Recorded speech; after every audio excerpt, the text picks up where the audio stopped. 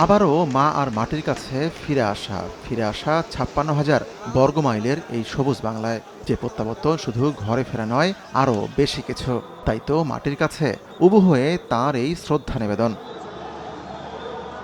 তার এই ফেরার মধ্য দিয়ে দল হিসেবে বিএনপি যেমন পেয়েছে নেতা, তেমনি মা পেয়েছিলেন তার বড় ছেলেকে। তারেক রহমান সেদিনই জানিয়ে দেন দেশ ও দল নিয়ে তার পরিকল্পনার কথা, যার মূল ভিত্তি সবার আগে বাংলাদেশ। We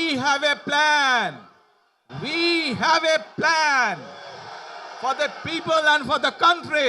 সেদিনই সেই জনস্রোত ৩৬ জুলাই এক্সপ্রেসওয়ে ছাপিয়ে ছড়িয়ে পড়ে পুরো রাজধানীতে। কেমন আবেগময় ফেরা কে দেখেছে কবে?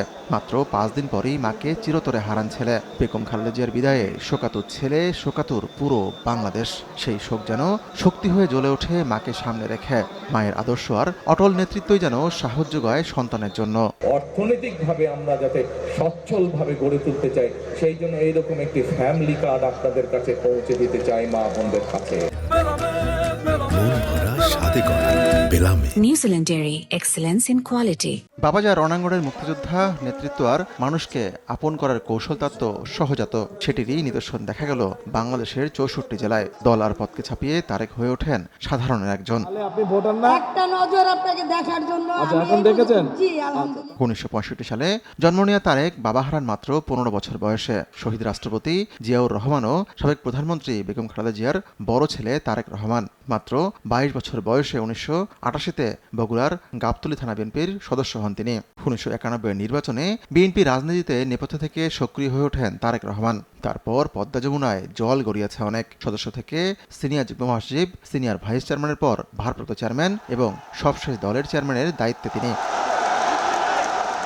তারও আগে অকথ্য নির্যাতন, রাজনৈতিক প্রতিহিংসার শিকার হয়ে শুধু লন্ডনে যেতে হলো তারেক রহমানকে। কিন্তু দেশে ফিরে প্রতিহিংসা নয়, কণ্ঠে তার ঐক্যের ডাক। প্রতিশোধ কখনো শান্তি এনে দিতে পারে না, প্রতিশোধ কখনোই ভালো কিছু এনে দিতে পারে না। গত ১৭টি বছর লন্ডনে বসেই দলের হাল ধরেছিলেন। ১২ই ফেব্রুয়ারি নির্বাচনে ভূমিধস বিজয়ের পর ২ দশক পর সরকারে গেল জিয়াউর রহমান, খালেদা জিয়া ও তারেক রহমানের বিএনপি। নিশ্চয়ই আগামীর বাংলাদেশ হবে সমতার, জুলাই আকাঙ্ক্ষার আর মানবাধিকারের। সেই স্বপ্নের বাংলাদেশের জন্য তারেকের হাতকেই ভরসা হিসেবে মনে করেছেন বাংলার মানুষ। এখন দেখার বিষয় দক্ষিণী বাংলার কতটা দুঃখ ঘোচাতে পারেন নতুন প্রধানমন্ত্রী। খাতিকুর রহমান তমাল, সময় সংবাদ, ঢাকা।